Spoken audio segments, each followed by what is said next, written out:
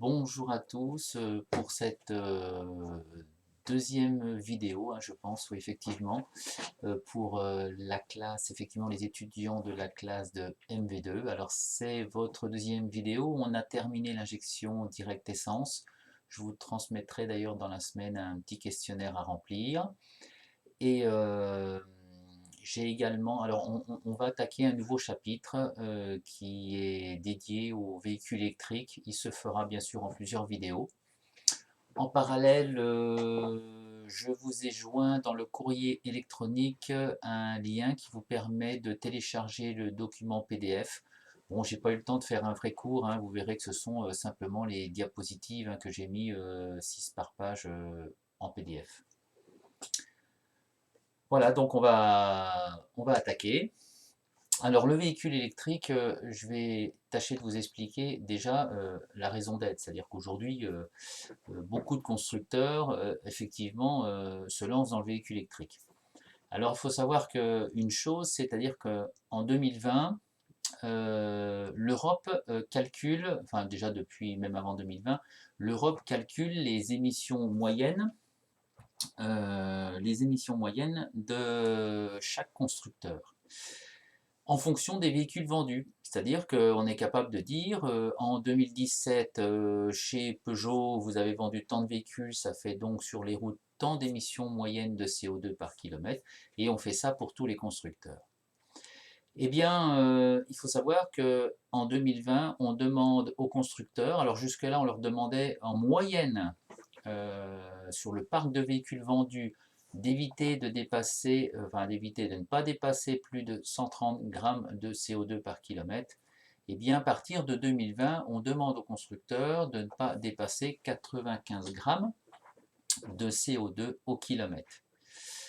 Il faut savoir qu'en 2030, on va demander aux constructeurs, sur le parc de véhicules vendus, de ne pas dépasser par véhicule en moyenne 60 grammes de CO2 par kilomètre.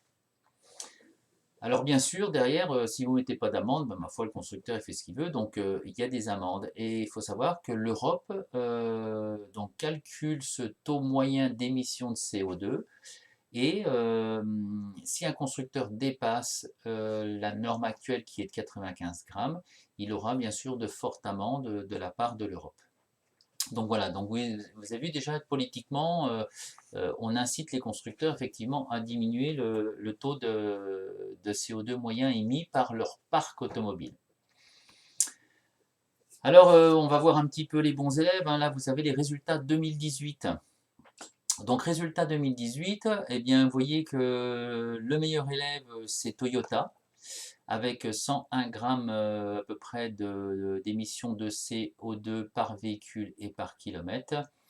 On n'est pas à 90 grammes, c'est-à-dire que même Toyota qui est un bon élève, ici, ma foi, se prendra une amende. Et puis derrière, donc suivi, alors ça m'étonne pas, bon, Toyota a écarté le diesel et surtout a un maximum de sa gamme, c'est de l'hybride. Renault,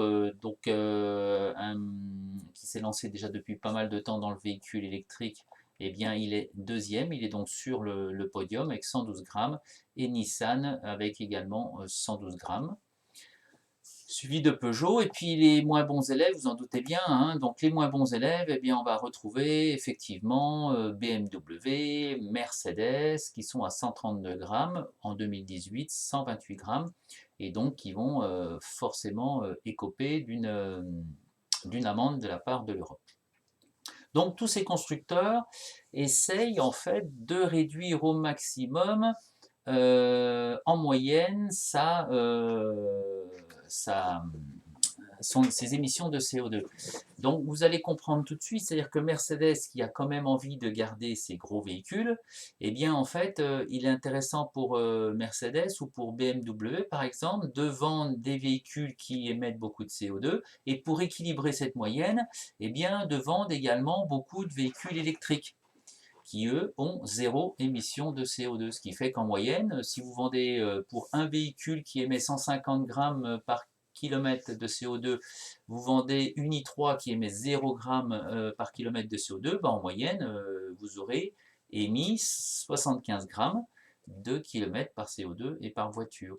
Donc en fait, chaque constructeur aujourd'hui essaye de réduire son impact eh bien, en montant en parallèle de ces voitures conventionnelles, effectivement en proposant des modèles hybrides, des modèles hybrides rechargeables et des modèles électriques. Et ça ne va pas s'arrêter, hein. Tous les constructeurs y vont actuellement. Donc voilà déjà pourquoi on sent depuis oui, 2 ans, on sent vraiment une forte volonté de tous les constructeurs d'aller vers ces technologies-là. Alors on va parler, donc nous ce cours il est sur le véhicule électrique hein, bien sûr, donc on va parler de l'organisation du véhicule électrique. Alors aujourd'hui, l'organisation du véhicule électrique, elle se fait de la façon suivante, c'est-à-dire, bon, l'élément principal, effectivement, c'est le moteur générateur électrique. Alors on parle de moteur générateur parce que la technologie fait que ces véhicules, on le verra en toute fin de cours d'ici quelques semaines, la technologie de ces moteurs fait qu'ils sont réversibles. Donc il peut fonctionner en moteur pour entraîner les roues, mais quand vous êtes par exemple en descente ou en freinage ou en décélération, ce sont les roues qui entraînent le moteur pour recharger la batterie. Alors le premier élément, c'est le moteur. Effectivement, ce moteur est alimenté, il est alimenté en énergie électrique. Cette énergie électrique, elle est stockée dans une batterie de traction. On aura l'occasion de voir la technologie des batteries de traction. Et entre les deux, vous avez donc un boîtier de gestion électronique qui fait plusieurs choses. On aura l'occasion effectivement de le détailler et notamment de distribuer l'énergie électrique vers le moteur dans un sens ou de permettre la recharge de batterie dans l'autre sens. Donc ici, vous voyez, on est en rouge, donc on est sur l'énergie de puissance, on est aujourd'hui sur des gammes de tension entre 300 et 400 volts. Alors bien sûr, en parallèle, pour pouvoir recharger cette batterie de traction, vous avez d'embarquer sur le véhicule un dispositif de charge de la batterie qui vous permet de vous brancher sur une prise, je dirais, au domicile, hein, une prise traditionnelle. Et on aura l'occasion de voir qu'il y a d'autres dispositifs de charge pour aller sur des chargeurs de puissance.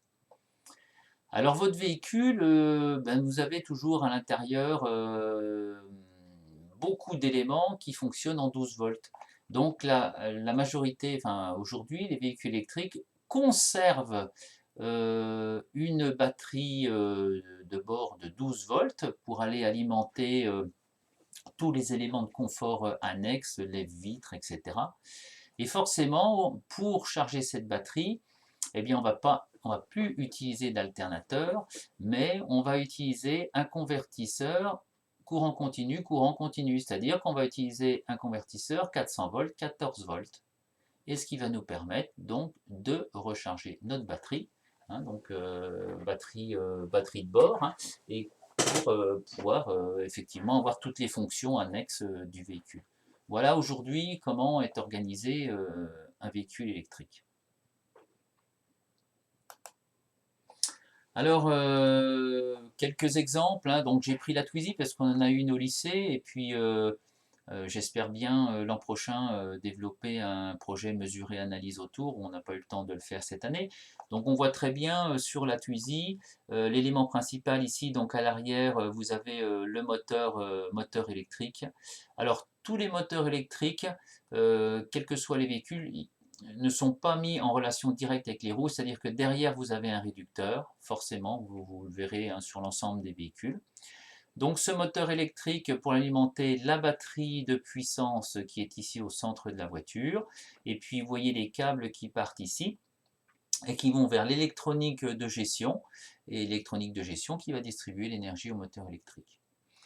Sur la partie avant, le dispositif de charge, hein, comme je vous en ai parlé ici, donc le chargeur intégré avec la prise hein, qui sort sur l'avant.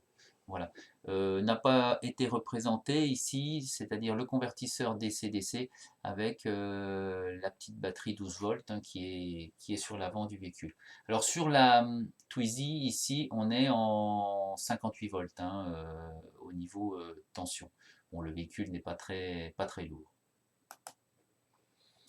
Alors là, un autre exemple, Renault Zoé. Donc Renault Zoé, on est déjà sur un véhicule qui est sorti il y a presque, oui, il y a 8 ans, hein, une petite dizaine d'années, hein, 8 ans. Et donc vous voyez ici la batterie, le bloc batterie. Ce bloc batterie avec ensuite ici une liaison avec l'électronique de gestion du moteur électrique qui est dessous avec le réducteur qui est ici. Alors, vous voyez toujours hein, un système hein, qui est ici qui va permettre la recharge de la batterie avec une électronique de contrôle. On revoit une autre vue hein, de la Twizy, hein, donc batterie, effectivement, batterie principale. Et puis ici, l'électronique de contrôle, le moteur électrique, le réducteur, la partie qui va sur l'avant du véhicule pour la charge. Et dernier exemple, véhicule fraîchement sorti, hein, donc la Peugeot 208. Alors sur la Peugeot 208, vous voyez que les batteries, bon voilà, on les a mis où il y avait de la place. Il faut savoir que ce véhicule Peugeot 208 est conçu aussi bien qu'une motorisation essence, diesel, hybride ou 100% électrique. Et en fait, de l'extérieur, on ne voit rien du tout. Donc la plateforme a été vraiment travaillée. Et donc les batteries sont ici et la partie électronique de gestion est au-dessus, les moteurs électriques et réducteurs sont en dessous. Voilà, donc on retrouve toujours la même architecture.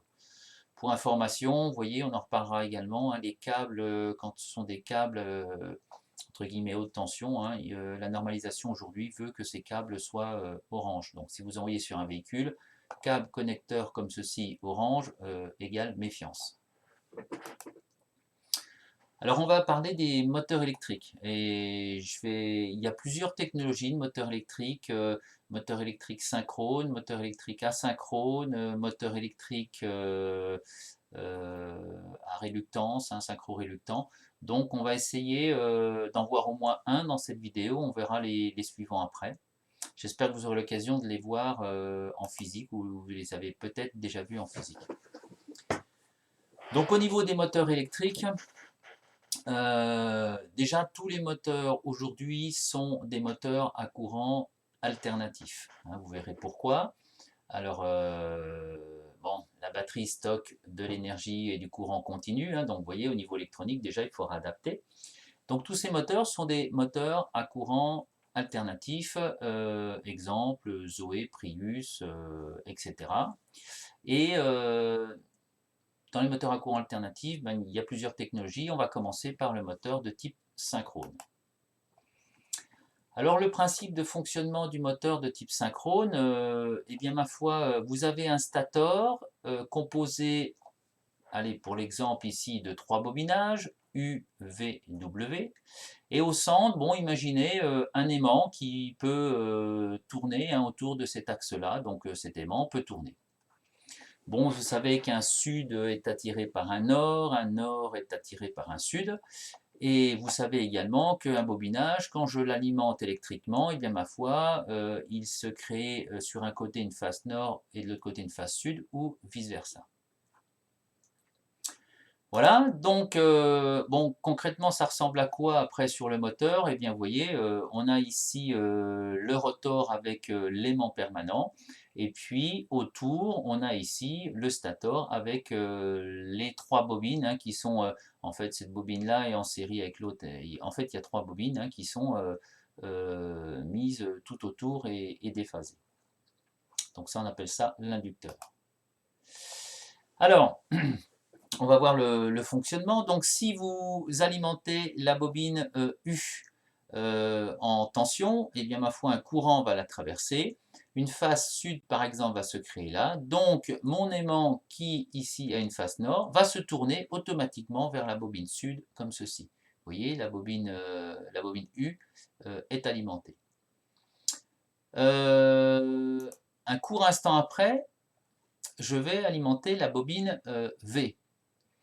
Et là, j'arrête d'alimenter U, mais j'alimente V. Eh bien, mon rotor composé d'éléments, que va-t-il faire? Il va venir se tourner donc vers la bobine V.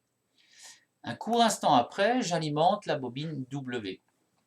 Et là, je me retrouve avec le rotor qui s'oriente vers la bobine W. Et après, je ralimente à nouveau la bobine U, mon rotor est revenu vers U, j'ai donc fait un tour. Si je continue de cette façon-là, je vais me retrouver avec mon moteur qui tourne. Donc ça donne quelque chose comme ceci. Voilà. Alors vous voyez, c'est un petit peu saccadé, donc il y a quelques astuces. Voilà. Alors, l'astuce est la suivante. C'est-à-dire que au lieu de l'alimenter, vous voyez ici, au lieu de l'alimenter, alors je vais revenir en arrière, si je peux. Alors au lieu de l'alimenter en fait en tension, on va dire continue, 0,12 volts par exemple, eh bien j'alimente en fait en tension alternative, donc sinusoïdale, et c'est pour ça que ça nous donne la vidéo qui est après.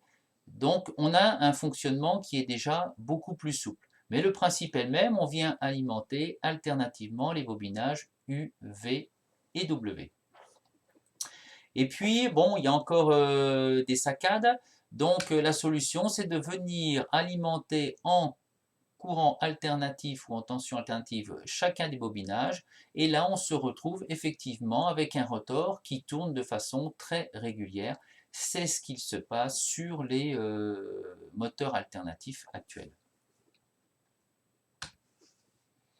Alors un petit souci quand même, c'est si pour une raison X ou Y, c'est-à-dire par exemple vous avez un caillou à la roue et le rotor ne tourne pas, eh bien vous allez vous retrouver avec le système qui continue de pédaler et les bobinages qui continuent effectivement d'être alimentés, alors que mon rotor n'est plus synchronisé. Alors la solution, eh bien, la solution c'est de mettre un capteur de position rotor, et qui fait que si pour une raison X ou Y le rotor ne tourne pas, eh bien on continue d'alimenter toujours la même bobine, on évite de faire tourner le champ. Voilà, donc c'est pour ça que ces moteurs sont toujours couplés avec un capteur de position rotor.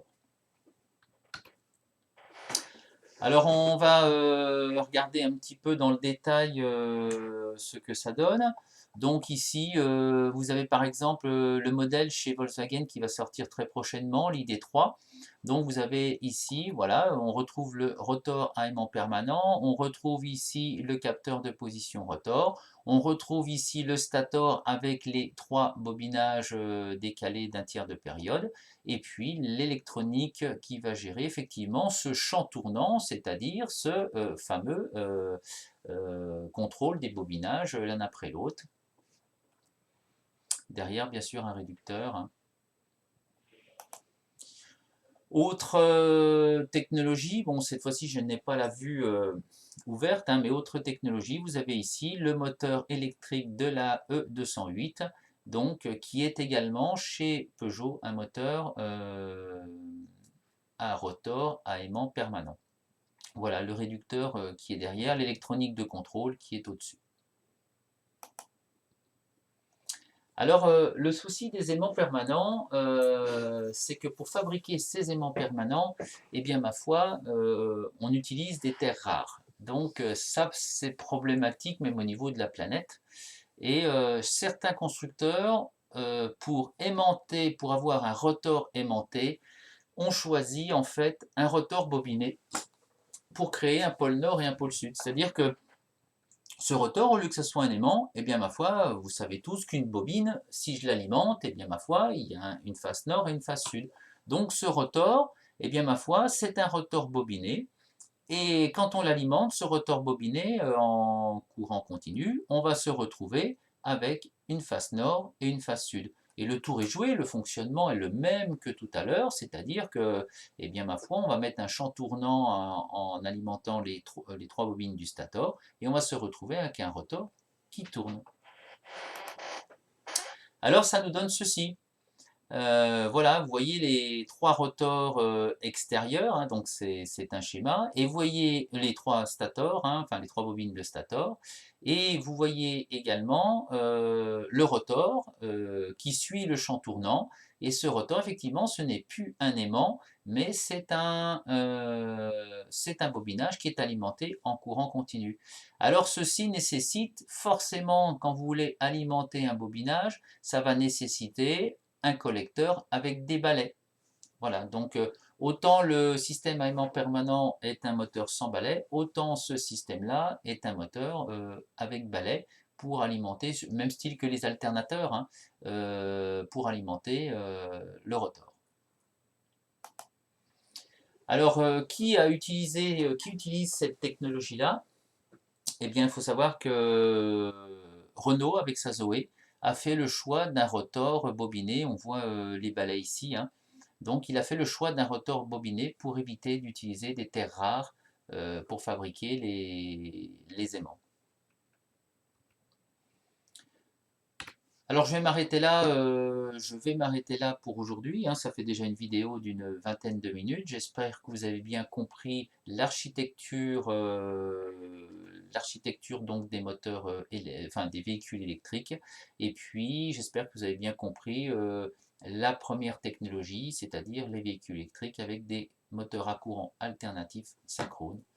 Je vous souhaite une belle journée à tous et puis à très bientôt pour le petit questionnaire d'évaluation et pour la prochaine vidéo. Voilà, au revoir.